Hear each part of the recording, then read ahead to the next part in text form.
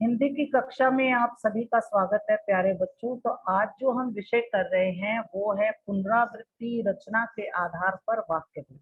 ये विषय हमने पहले भी किया हुआ है, परंतु फिर से आपको रिकैप हम करा रहे हैं। जैसा कि आपको पहले ही पढ़ाया गया है कि वाक्य कैसे बनता है। सार्थक शब्दों के मेल से वाक्य बनते हैं, वाक्य पूर्ण और स्वतंत्र होते हैं, वक्ता की कही बातों का आशय स्पष्ट करते हैं, शब्दों का एक निश्चित क्रम रखते हैं। हिंदी में वाक्यों को पदक्रम इस तरह होता है। जो हिंदी में वाक्य बनते हैं वो कैसे बनते हैं, ये भी प्रश्न आपसे पूछा जा सकता है। जैसे कर्ता, कर्म, पूरक, क्रिया। पहले सब्जेक्ट आता है, फिर ऑब्जेक्ट आता है, पूरक आता है। पूरक वो शब्द होते हैं जो वाक्य को पूर्ण करते हैं, पूरा करते हैं, और क्रिया वर्ब।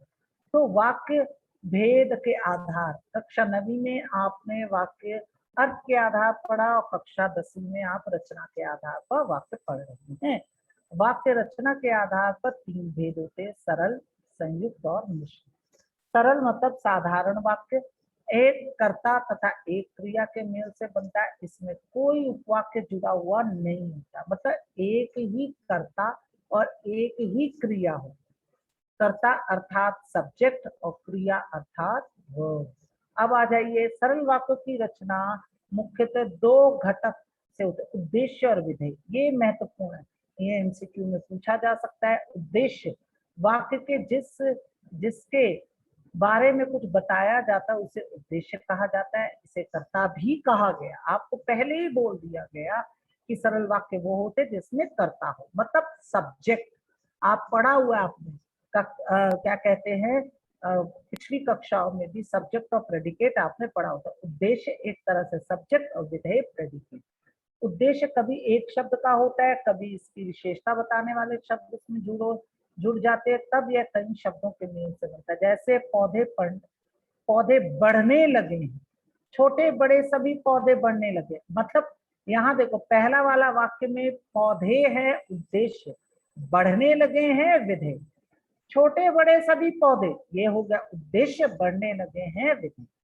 अब आ जाइए विधेय। विधेय अर्थात जिस वाक्य के जिस अंश द्वारा अपने उद्देश्य के बारे में कुछ बताया जाता है उसे विधेय कहते हैं। विधेय एक शब्द का हो सकता है या पूर्वकों के साथ मिलकर कई शब्दों के मेल से बन सकता है। जैसे मजदूर मजदूरी लेकर सरपट घर भाग गया। मजदूर मजदूरी लेकर, अब यहाँ क्या होगा, इधर हो गया मजदूर गया तो मजदूर हो गया सब्जेक्ट, उद्देश्य गया प्रेडिकेट। तो मजदूर घर गया तो मजदूर हो गया उद्देश्य, घर गया विधेय। मजदूर मजदूरी लेकर सरपट घर गया तो मजदूर हो गया उद्देश्य, मजदूरी लेकर सरपट घर गया हो गया विधेय।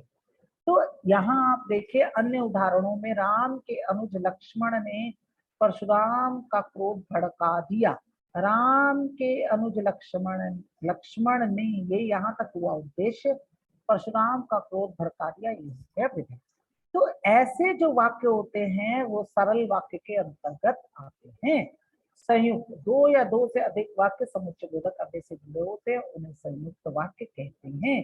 संयुक्त वाक्य के योजक या वा अथवा इसलिए किंतु परंतु तथा अथवा अन्यथा इस तरह के होते हैं। इनमें प्रयुक्त उपवाक्य स्वतंत्र का बोध भी कराते हैं। इनमें प्रयुक्त उपवाक्य समान स्तर के होते, देखे इसमें प्रयुक्त उपवाक्य समान स्तर के होते तो वो हो जाते हैं समानाधिकरण उपवाक्य। आप चाय पियेंगे या आप कॉफी लेंगे, तो आप चाय पियेंगे ये हो गया स्वतंत्र एक, और या आप कॉफी पिए या हो गया समुच्चय बोधक अव्यय, या आप कॉफी पियेंगे ये हो गया दूसरा हिस्सा। तो इस तरह के जो वाक्य होते हैं वो समानाधिकरण उपवाक्य या समानाधिकृत उपवाक्य भी कहलाते हैं। आप नाटक देखने जाएंगे या सिनेमा देखेंगे, ये क्या हो गया, समानाधिकरण उपवाक्य। मरीज खा लेगा, पर ये आते किसमें है, संयुक्त के अंतर्गत ही आते। अगर आपके एमसीक्यू में पूछा जाएगा कि संयुक्त वाक्य कौन, आप नाटक देखने जाएंगे या सिनेमा, सरल, संयुक्त और मिश्र, तो आप संयुक्त ही लिखेंगे। पर अगर आपसे पूछा जाएगा कि इसमें से समानाधिकरण उपवाक्य छाटिए, तो क्या होगा, आप नाटक देखने जाएंगे तो ये हो जाएगा समानाधिकरण। मरीज फल खा लेगा अथवा खिचड़ी से काम चला लेगा, तो ये कौन सा हो गया, व्यधिकरण। मदन को बस नहीं मिली इसलिए वह समय पर घर ना जा सका। उसको बस नहीं मिली इसलिए वो नहीं गया, इसलिए ये क्या हो गया, व्यधिकरण, जो एक दूसरे पर आश्रित हो गया। मिश्र वाक्य एक प्रधान उपवाक्य, एक से अधिक आश्रित उपवाक्य। आश्रित मतलब जो उस पर डिपेंडेंट होते हैं, और प्रधान मतलब होते हैं मुख्य उपवाक्य। माँ ने कहा कि शाम को जल्दी लौट आना, माँ ने कहा, ये क्या हो गया, प्रधान। कि शाम को जल्दी लौट आना, ये हो गया आश्रित। आश्रित उपवाक्य के भी तीन भेद है, ये देखो, प्रधान आश्रित। जब जेब कतरा पकड़ा गया, जिसने बस में जेब काटी थी, वह जेब कतरा, तो वह जेब कतरा प्रधान आश्रित है। तो आश्रित के तीन भेद हैं, संज्ञाश्रित, विशेषणाश्रित, क्रिया विशेषण। संज्ञा, जिस उपवाक्य में जो आश्रित उपवाक्य मुख्य उपवाक्य के स्थान पर प्रयुक्त होने संज्ञा, और ये भी मैंने बताया था, ये ई के बाद वाला जो हिस्सा होता है वो संज्ञा आश्रित के उपवाक्य के अंतर्गत आता है।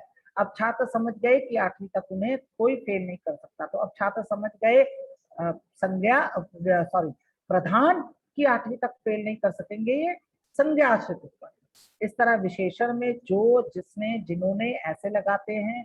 ये कोई जरूरी नहीं है कि आश्रित उपवाक्य आगे हो, पीछे हो, और प्रधान आगे हो, कोई जरूरी नहीं, ठीक है। ये आगे भी हो सकते हैं, पीछे भी हो सकते हैं। जिन्होंने दुखियों की मदद की है उनका नाम अमर हो गया। देखो, उनका नाम अमर हो गया जिन्होंने दुखियों की मदद की है, तो उनका नाम अमर हो गया, प्रधान है जिन्होंने दुखियों की मदद की है, वो विशेषण आश्रित उपवाक्य है। तो कोई जरूरी नहीं है कि प्रधान आगे हो और आश्रित पीछे हो। प्रधान उपवाक्य की क्रिया की विशेषता बतलाने वाला क्रिया विशेषण तीसरा वो हो गया आश्रित उपवाक्य।